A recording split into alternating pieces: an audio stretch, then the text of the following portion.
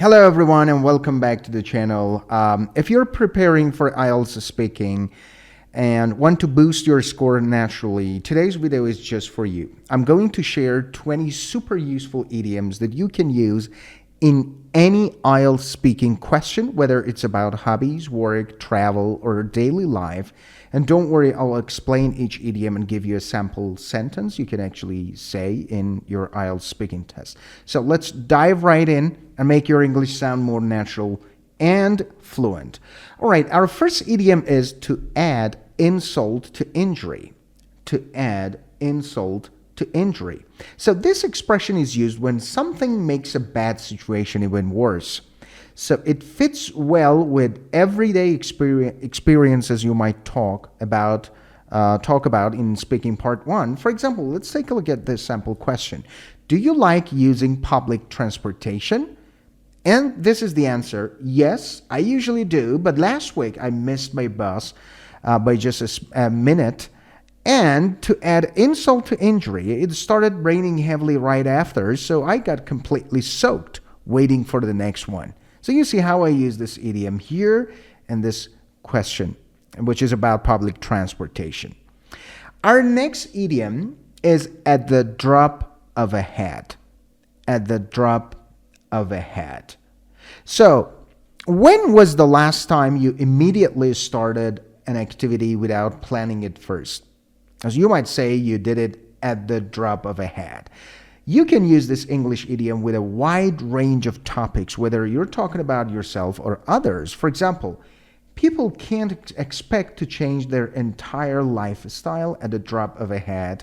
You're more likely to stick to exercise routines if you start small and develop a strong routine. Or for example, let's take a look at this another sentence.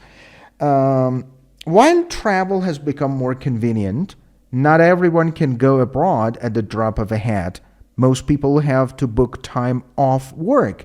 So at the drop of a hat means to do something immediately. All right? Our next idiom is to bark up the wrong tree. To bark up the wrong tree means someone is looking for solutions to a problem in the wrong place. So it's great for talking about social issues. For example, I will give you two sample examples here. Drivers love to blame cyclists for traffic, but they're barking up the wrong tree. The real issue is the lack of cycle lanes. Or, for example, if people think the tourists are to blame for overcrowding, they're barking up the wrong tree. It's the government's responsibility to regulate things like hotels and flights. So you see how I use this idiom in social issues.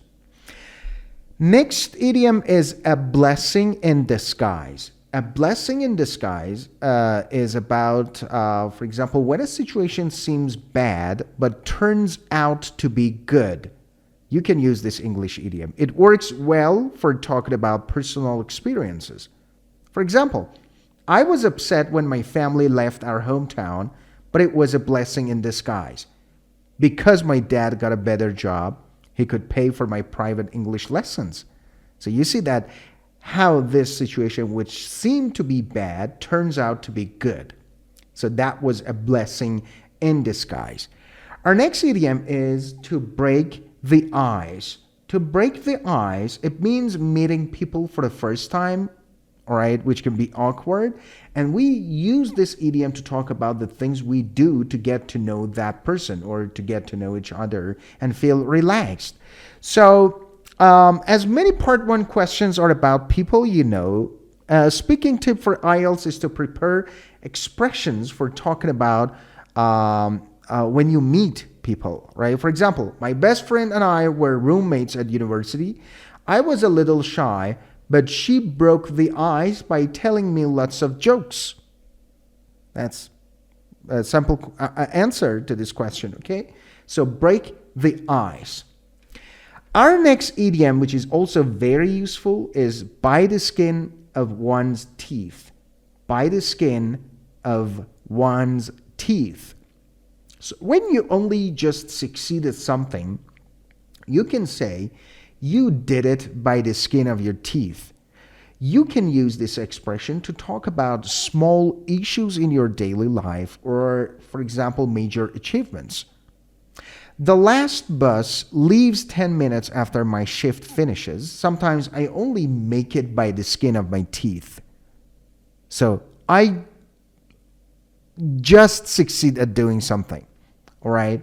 At the very last minute, I can make it. That's by the skin of my teeth. Or, for example, I was 1 point off failing my driving theory test, so I passed by the skin of my teeth. I passed by the skin of my teeth. Our next idiom is to call it a day. It simply means to agree to stop doing something. This expression works well for a range of IELTS topics, from work to school to hobbies. For example, I decided to call it a day after I've been working at a company for 2 years with no promotion. Means stop doing something, call it a day. Or, for example, after I hurt my back playing football, I knew it was time to call it a day. To call it a day. Our next idiom is to cut corners. To cut corners. People who cut corners don't do the task properly to save time and money, but the end result isn't usually very good. And this is a speaking tip for IELTS. You can use this English idiom to describe people who know, who don't always pay attention to detail or who take a more relaxed approach to work. For example, my brother cut corners in his English literature class. He always watches the film version instead of reading the books. All right. And you can also use this idiom to talk about social issues, especially in part 2 and 3 of the IELTS speaking test. For example, you can't cut corners when it comes to education. People need strong math and literacy skills if they're to thrive in the workplace. Our next idiom is to get one's act together. To get one's act together. If someone should improve their behavior or performance, you can say they need to get their act together. And it's perfect for talking about times where you struggled with something. For example, I kept getting C's and D's in English until I really got my act together and started studying more. It means I started to improve my behavior or my performance. Get one's act together. Our next idiom is to go the extra mile. To go the extra mile. Have you ever done something special or something nice for a friend? Or have you ever worked harder to achieve something important? You can use this English idiom to talk about it in your IELTS speaking test. So when you work hard to achieve something, for example, my community went the extra mile and rebuilt all the houses that were destroyed in last year's flood. It means they worked really hard. Okay, go the extra mile. Our next idiom is to hit the nail on the head. When someone is exactly right about something, we can say they hit the nail on the head.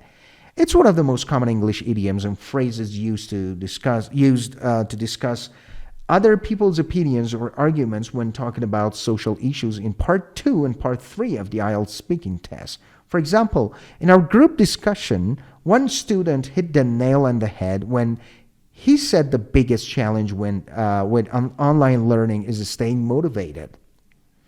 Our next idiom is to jump on the bandwagon. To jump on the bandwagon. While this English idiom might sound a little bit fun, it can be both positive and negative. So you can say it when someone has started doing an activity or sharing an opinion because it's popular. All right. And this is a speaking tip for IELTS. Plenty of IELTS speaking topics such as fashion and travel involve talking about trends. So if you want to talk about trends in fashion or travel, you can use this idiom. For example, a few cafes started charging extra for students to use laptops, and pretty soon all of them jumped on the bandwagon. It means that they started doing that activity or sharing that opinion because that is popular. Jump on the bandwagon. Our next idiom is to kill two birds with one stone. This is actually a very useful and widely used idiom. You may have heard this idiom before. Although it's not a pleasant image to kill two birds with one stone, it is, as I said, a common English idiom. And we use it to talk about how we solve two problems with one solution. For example, the school killed two birds with one stone and had the older students coach the younger ones for extra credit.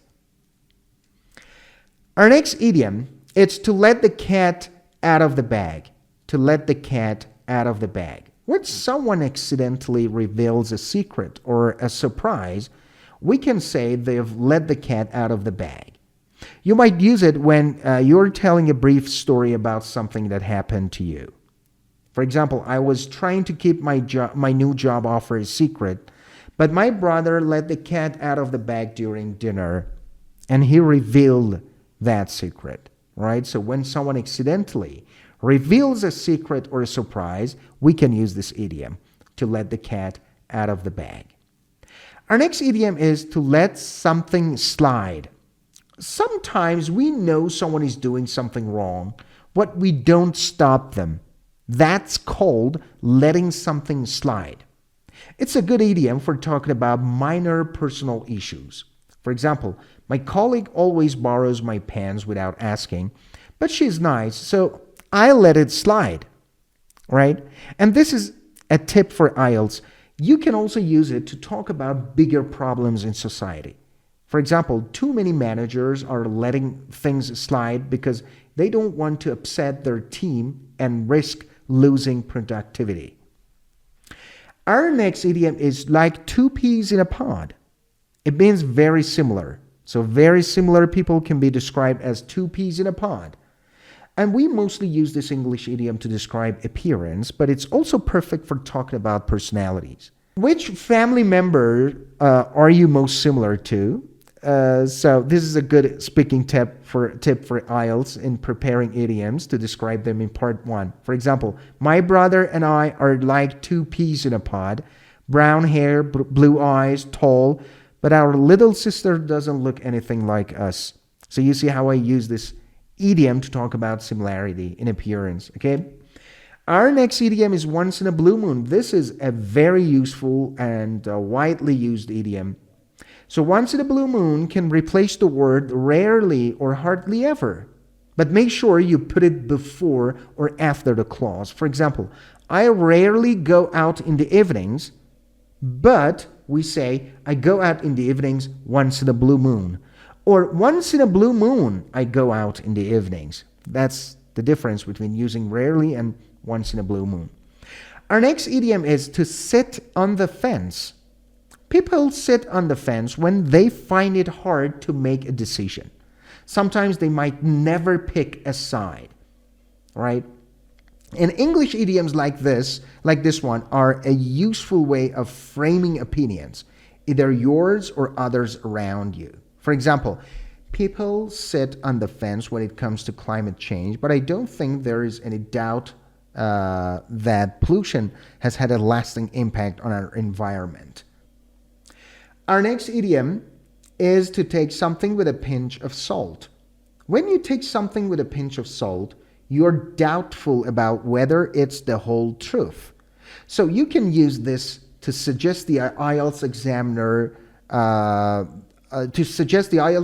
should be skeptical about a claim. For example, leaders in my country say they're going to decrease inflation.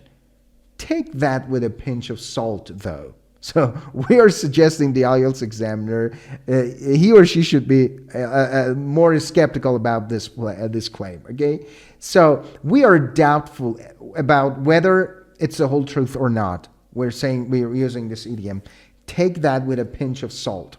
And our last idiom is a very useful one. Under the weather. Feeling unwell is something most people experience at some point. So making it a likely topic in the IELTS speaking test can be a great way to use this idiom, under the weather. Maybe you caught a mild flu while on holiday or had to spend a short time in hospital during your studies. If your story involves a minor illness, it's a great opportunity for you to use this English idiom. For example, I went swimming every day on holiday except just after we arrived when I was feeling under the weather. Jet lag always makes me feel awful. All right, guys, remember that idioms are an essential part of English vocabulary. Native speakers use them naturally, so be careful not to overdo it or use ones that don't really fit the topic, all right? Also, try to avoid overused idioms that can sound a bit awkward. That means it's not enough to just memorize a list of phrases. You need to practice using idioms in context, both when speaking and writing, well before your IELTS test days. And remember that idioms make your speaking more lively and interesting. Learning more of them will increase your vocabulary and improve your lexical resource, and helping you get a better band score and feel more confident on test day. So there you have it, 20 powerful idioms you can confidently use in any IELTS speaking question. And remember, it's just about memorizing, as I said. It's about practicing them naturally in your answers. If you like this video, make sure to hit the like button, subscribe to the channel for more IELTS tips, and comment below which idiom was your favorite or which one you will try in your next speaking test. Thanks for watching this video, and I'll see you in the next video. Keep practicing and go the extra mile. Bye-bye.